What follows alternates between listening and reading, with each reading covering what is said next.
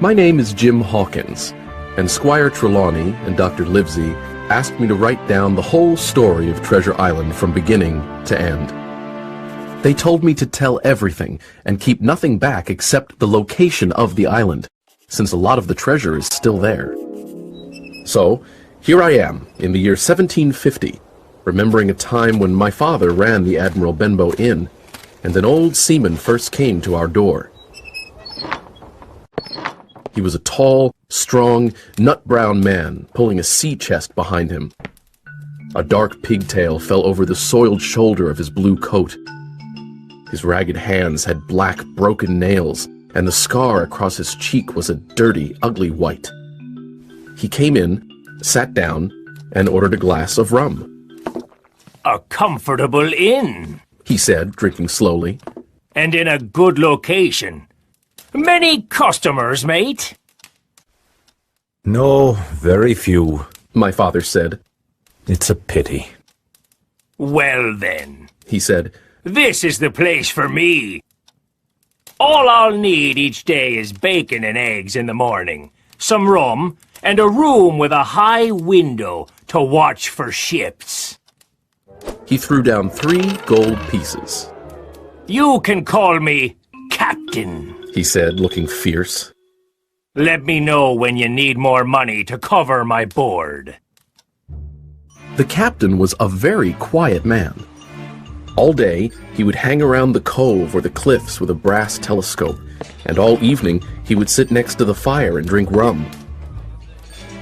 "Let him be," my father warned me. Every day the old man went for a walk, and when he returned to the inn, he'd always look over his shoulder and ask, "Have any seafaring men been here?" Occasionally, seamen did arrive at the Admiral Benbow, and he'd spy on them through the curtains. He took me aside one day and held out a silver coin. "I'll pay you every month," he said, "if you keep your eyes open for a seafaring man with 1 leg." "1 leg?" I said. "Let me know the moment he appears." On the first of each month, I'd ask him for my wage. He'd stare at me for a long time, but eventually he would give me my coin. "Look out for the seafaring man with 1 leg," he repeated ominously. How that one-legged man haunted my dreams. On stormy nights, he appeared to me in 1,000 different forms with 1,000 evil expressions. Sometimes his leg was cut off at the knee, and sometimes the entire leg would be missing. The one-legged man would chase me over hedges and into ditches. I thought these nightmares were a high price for my monthly pay, but oddly, the captain himself didn't scare me at all. "More rum!" he'd shout. He'd force our trembling guests to listen to his stories and his singing, and he wouldn't allow anyone to leave. "Pay attention! 15 men on a dead man's chest," he sang. "Yo ho ho and a bottle of rum." Everyone sang in answer, joining in for fear of death. "You'd walk the plank in the dry Tortugas," he said, pointing to one reluctant guest. "and on the bloody Spanish Main," he said, pointing to another. "You'd be tortured and then hung." "He's lived among the wickedest men on the sea," one guest whispered. "He uses such shocking language," said another. My father held his head in his hands. "The inn will be ruined. People won't come to be bullied and sent shivering to their beds." I disagreed and said to my father, "The captain does us good. People are frightened, but they like the excitement. There's even a group of young men who pretend to admire him. They call him Sea Dog and Old Salt, and say he's the sort of man that made England fearsome at sea." "But the money he paid us is long gone," my father said. "I don't know how to insist on more. Whenever I try, he just stares at me." Father wrung his hands and looked very ill. So, the captain stayed. He never wrote or received letters, or spoke with anyone but the guests, and then only when drunk. and we never saw inside his great sea chest. Late one afternoon, Dr. Livesey arrived to see my father, who had become quite sick. This well-dressed doctor, with his white powdered wig, clear eyes, and pleasant manners, contrasted sharply with the filthy, bleary-eyed old sailor, drunk and sitting with his arms on the table. Suddenly, the captain began to sing. 15 men on a dead man's chest, yo-ho-ho, and a bottle of rum. Drink and the devil had done for the rest, yo-ho-ho, and a bottle of rum. Dr. Livesey was giving orders for my father's care when the captain banged his hand on the table for quiet. Everyone stopped talking, but Dr. Livesey continued. The captain glared, swore, and said, Silence there between decks! Are you addressing me, sir? The doctor asked. Aye! The captain said. Shut the devil up! I have only one thing to say, sir. The doctor replied. Keep drinking rum and you'll soon be dead, you scoundrel.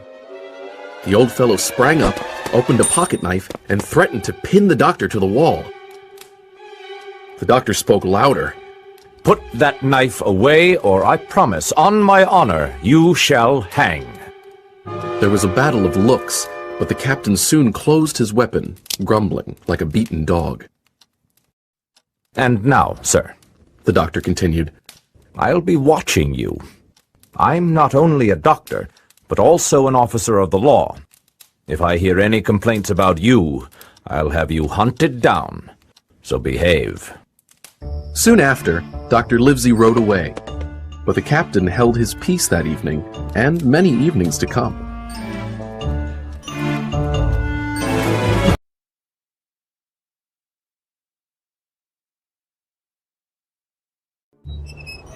Early one frosty January morning, the captain walked to the beach with his cutlass, the sword he always kept by his side, swinging under his old blue coat. He carried his brass telescope under his arm, and he had his hat tilted back on his head.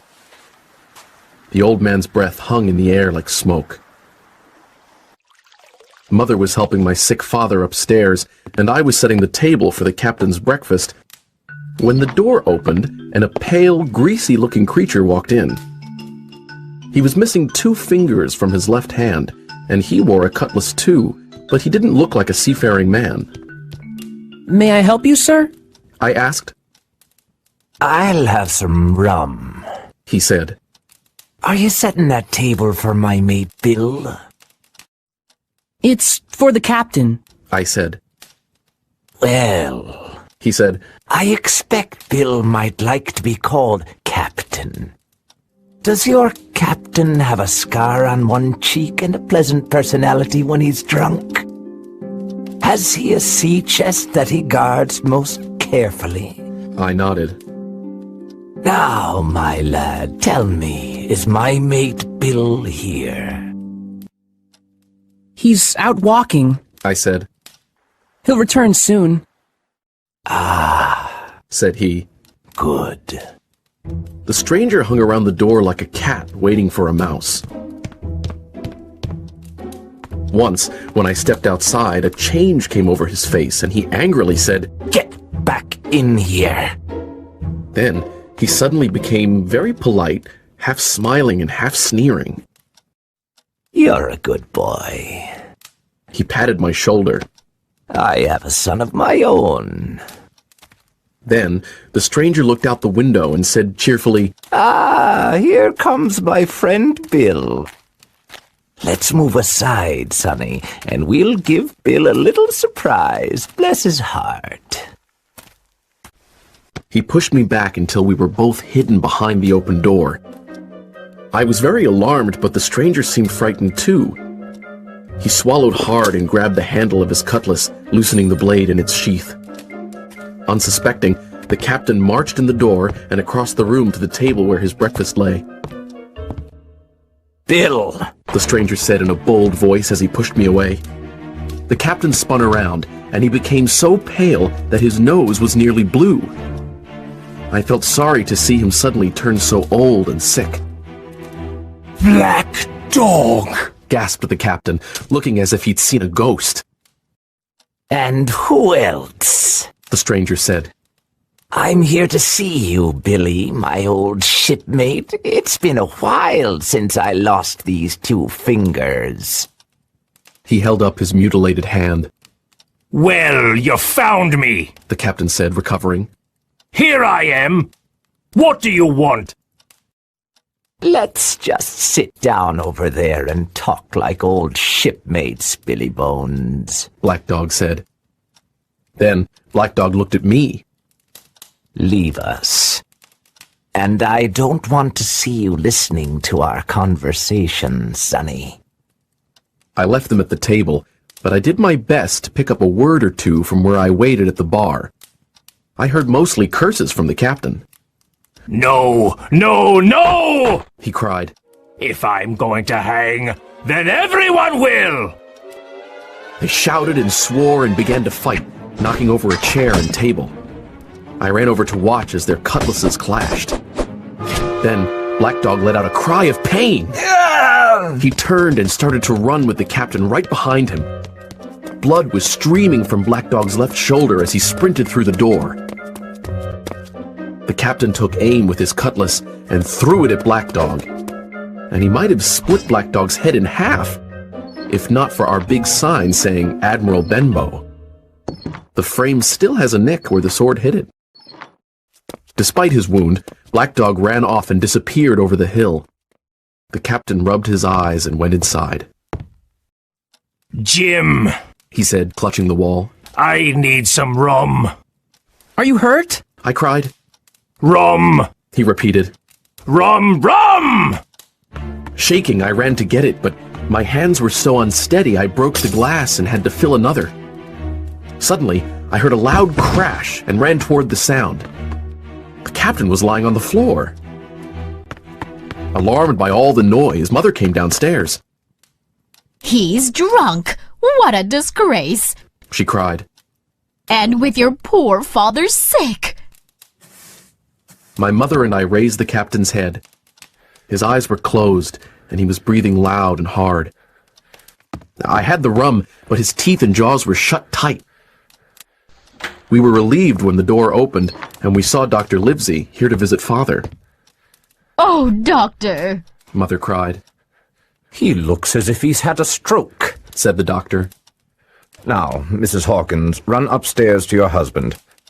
I'll do my best to help this worthless fellow. The doctor had just loosened the captain's collar when the old man awoke.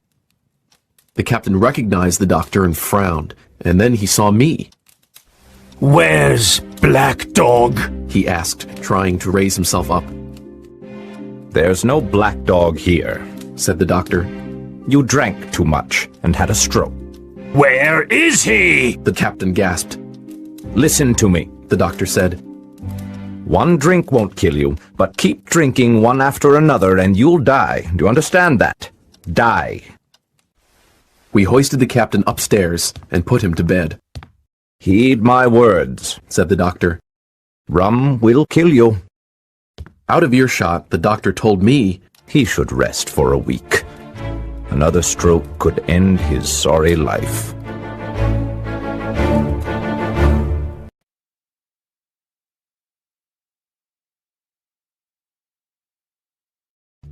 Later that day, I stopped at the captain's door with a cool drink. He seemed weak and excited at the same time. Jim, He said, I've been good to you, but now I'm low and alone. Bring me some rum, won't you, matey? The doctor... I began. He cursed the doctor. Doctors are all swabs, only fit to clean a ship. He said. What does the doctor know? I've been in places hot as a furnace, with mates fallen sick with yellow fever, and I lived on rum, I tell you. If I can't have some rum now, I'll die, and my death will be your fault, Jim. He cursed some more and then began to plead. Look how my fingers are shaking. I haven't had a drop to drink today. The doctor himself said 1 glass wouldn't hurt me. I'll give you a gold coin for a drink, Jim. He was growing far too excited and loud, and my father needed peace and quiet. And the doctor had said 1 drink wouldn't hurt. Finally, I said, I don't want your money. Accept what you owe my father. I'll get you 1 glass and no more. When I brought it, he seized it greedily and drank. Aye, He said, that's better. How long must I lie here? A week, at least. I replied. Thunder! The captain cried loudly. I can't do that. They'll find out where I am and give me the black spot. I must get away. He rose from the pillow with great difficulty, holding on to my shoulder with a grip that almost made me cry out. Then he paused, sat up in bed, and said, Help me up. But before I could, he fell back on his pillow. You saw that seafaring man today? Black Dog? I asked. Yes, Black Dog. He's bad, but there are worse men than him from old Flint's crew. They're after my sea chest boy, and if I can't get away... The old man coughed. Captain? I said, You get on a horse and ride to that doctor and tell him to have them all arrested. All of them! All that's left of old Flint's crew. The captain closed his eyes, but kept speaking. I was Flint's first mate, and I'm the only one who knows the secret place. Flint told me when he was dying.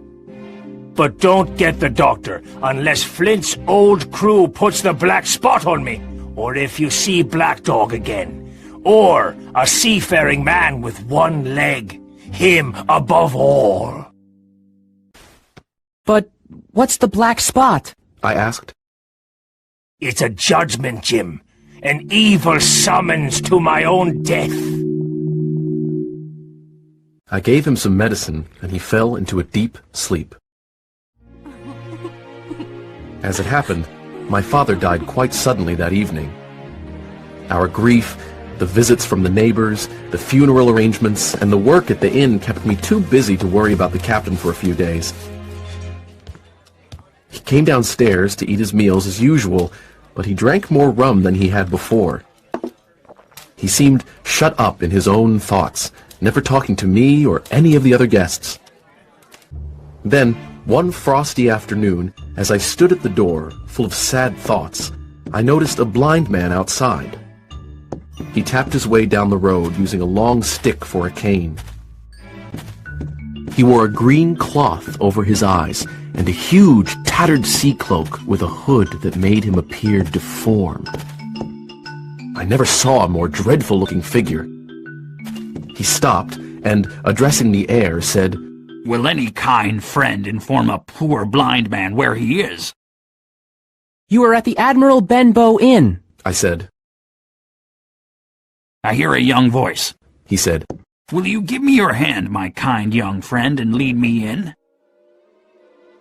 I held out my hand, and the horrible, soft-spoken, eyeless creature gripped me so hard it hurt. I struggled, but the blind man pulled me closer. Now, boy, He said. Take me to the captain, or I'll break your arm. He gave my arm a wrench that made me cry out. Sir, I said, the captain is ill. March! He commanded. The blind man held me tight, and I never heard a voice more cruel, cold, and ugly. Lead me to him and say, A friend is here to see you, Bill, or else I'll do this. And he pinched me so hard I thought I'd faint. I walked over to the captain's table and said, Your friend is here, Bill. The poor captain raised his head from his arms on the table. The drunkenness went out of his eyes, and he stared at me, sober. He looked mortally sick. Time for business, The blind man said. Boy, take his wrist and bring it near to me. I took the captain's wrist, and he didn't resist. I brought his hand toward the blind man, and then saw something pass from the blind man's hand into the captain's palm. And now that's done. The blind man said. He let go of me, and with incredible nimbleness, skipped out of the inn. He went out to the road, his stick tap-tap-tapping into the distance.